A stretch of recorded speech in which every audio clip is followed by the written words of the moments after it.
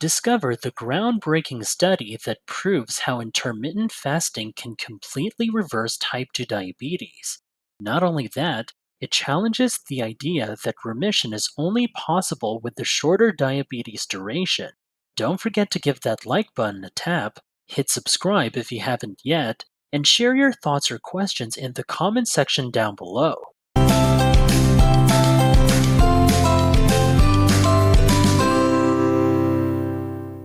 Before we get to the study, which was published in the Journal of the Endocrinology and Metabolism, we need a little context so we can understand the common thread between type 2 diabetes, metabolic health, and intermittent fasting. Tell us in the comments section if you have heard this story before. Let's use a fictitious person. We will call him Ben, a 45-year-old guy. He is overweight with a 42-inch waist. After gaining 15 pounds in a year, his doctor advises him to eat less and exercise. Ignoring the advice, Ben gains another 12 pounds in 1 year when he sees the doctor. The doctor orders blood work. The results show that he has elevated insulin and glucose levels and becomes officially diabetic with a hemoglobin A1C level of 6.5%. Then, a rep named Deborah introduces the doctor to a new diabetes drug, semaglutide, known for weight loss. In a study published in the New England Journal of Medicine, it helped people drop 15% of their body weight, but they excluded those with type 2 diabetes.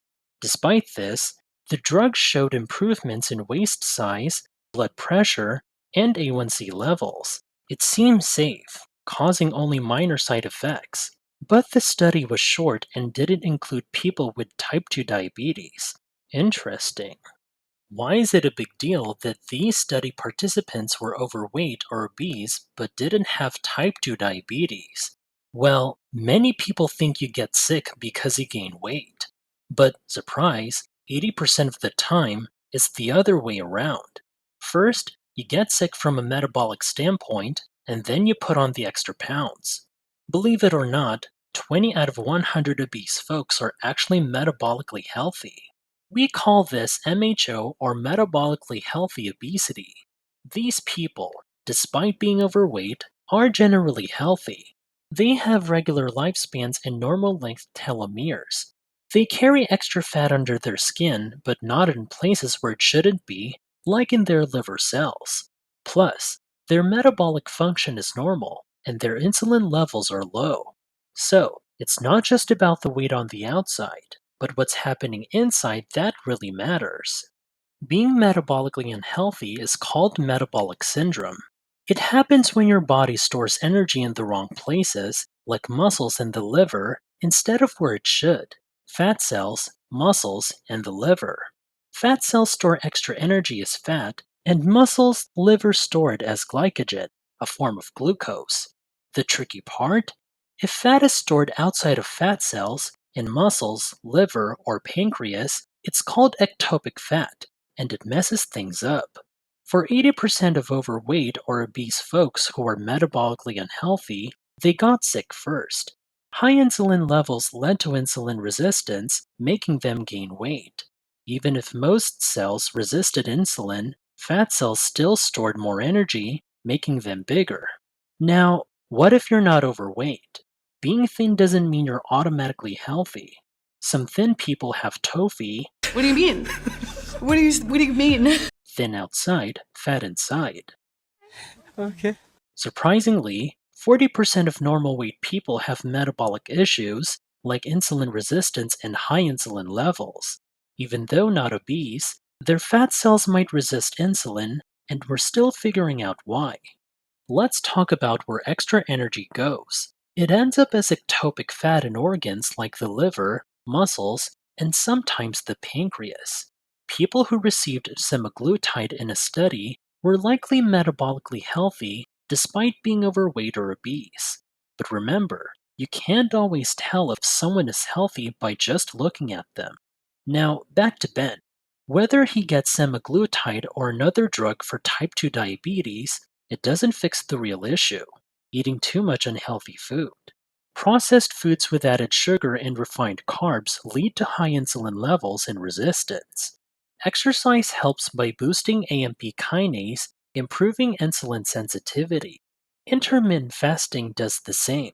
Both activities help cells repair and refresh mitochondria, vital for overall health. So, whether you're moving or fasting, it's about keeping those mitochondria healthy. Coming up, we'll unravel the results of a recent study involving 72 individuals battling type 2 diabetes. Stay tuned for the revealing details. Intermittent fasting helps folks with type 2 diabetes. Normally, when insulin connects to its receptor on a cell, it tells the cell to move glucose inside. That glucose is used to make energy, ATP, in the mitochondria. But in type 2 diabetes, insulin can't do its job well because blood glucose levels are too high. So, the pancreas makes more insulin. People with type 2 diabetes end up with lots of insulin in their blood. Now, here's the good part. Recent studies show that intermittent fasting is great at making cells respond better to insulin. This means it makes cells more sensitive to insulin, reducing the risk of diabetes and even reversing type 2 diabetes in some cases. In one study in Australia, 63 people with type 2 diabetes did intermittent fasting for 3 months, and they saw big drops in hemoglobin A1C levels, a sign of better blood sugar control. Even if you can't or don't want to exercise, intermittent fasting can still help keep glucose and insulin levels in check. Let's talk about a recent study involving 72 people aged 38 to 72, all dealing with type 2 diabetes for 1 to 11 years. They were randomly split into two groups, half in the control group and the rest in the treatment group, which practiced intermittent fasting with calorie restriction, called the Chinese medical nutrition therapy.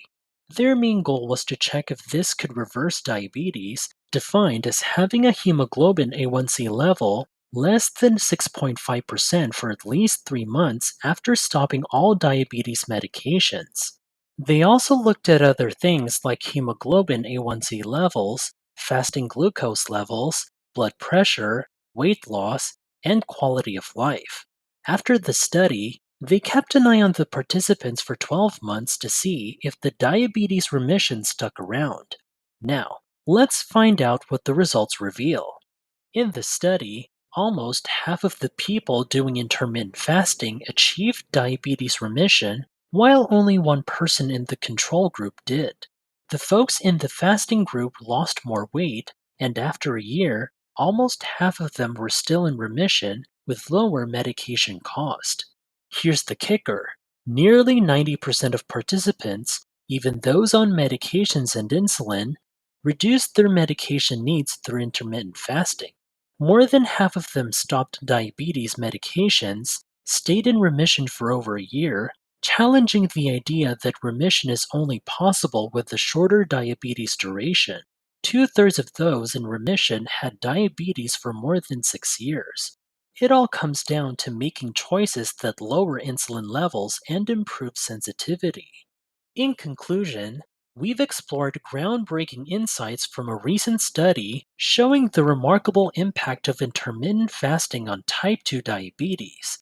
With nearly half of the participants achieving diabetes remission and substantial weight loss, this approach challenges conventional views and presents a promising avenue for those seeking effective diabetes management.